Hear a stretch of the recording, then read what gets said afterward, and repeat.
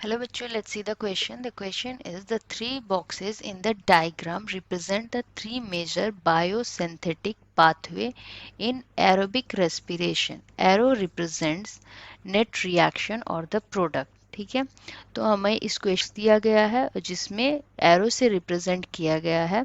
तो ये तीनों box three major reaction major biosynthetic pathway हैं। तो हम देखते हैं हमारा फर्स्ट ए वाला क्या है। ए हमारा ग्लाइकोलाइसिस है। बी हमारा है पाथवे जिसको हम लोग कहते हैं क्रेब्स साइकिल। और सी हमारा है जो ऑक्सीडेटिव फॉस्फोराइलेशन। क्या है? ऑक्सीडेटिव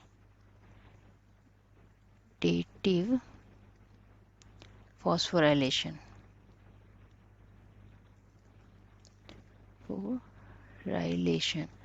तो ऑक्सीडेटिव फॉस्फोराइलेशन हो गया। ग्लाइकोलाइसिस में ग्लूकोज प्लस हमें क्या देना पड़ता है? एडीपी। तो हमारा 1 हो गया है एडीपी। उसमें क्या बनता है हमारे एंड में हमारा बनता है ये जो होता है 2। एंड में हमारा बनता है 2 जो कि है पायरुवेट पायरुवेट पायरुवेट जो कि कन्वर्ट होता है हमारा एसिटाइल कोएंजाइम ए। एंड जो लिबरेट होता है हमारा वो हमारा ATP और NADPH2 होता है। तो यहाँ हमारा जो थर्ड है, ये थर्ड जो पाथ 1 से निकलता हुआ हमारा C में मूव कर रहा वो हमारा हो गया NADPH2। और जो हमारा फोर्थ है वो हो गया ATP। अब हम सेकेंड पाथवे की तरफ मूव करते हैं। सेकेंड में हमारा क्या है? पाथवे बी जो कि क्रेब्स साइकिल है। क्रेब्स साइकिल में भी हमें देना क्या पड़ता है? हमें देना पड़ता है ATP NADH FAD। तो जो फिफ्थ होगा या तो ADP होगा या NAD प्लस या FAD होगा। तीनों में से जो भी हो।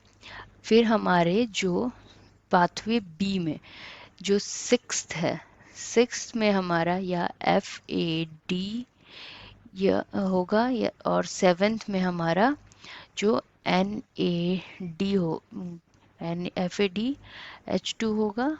FADH और NADH2 होगा जो कि ATP में कन्वर्ट होने के लिए ऑक्सीडेटिव फॉस्फोराइलेशन में जाता है। और जो हमारा एट्थ है वो हमारा हो गया ATP।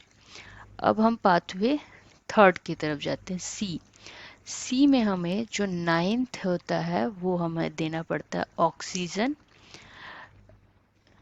ठीक है, और इसमें सी में जो रिलीज होता है हमारा जो कि यहाँ 1 दिया हुआ है, 9 10 11th होना चाहिए, यहाँ 11th होगा हमारा वाटर।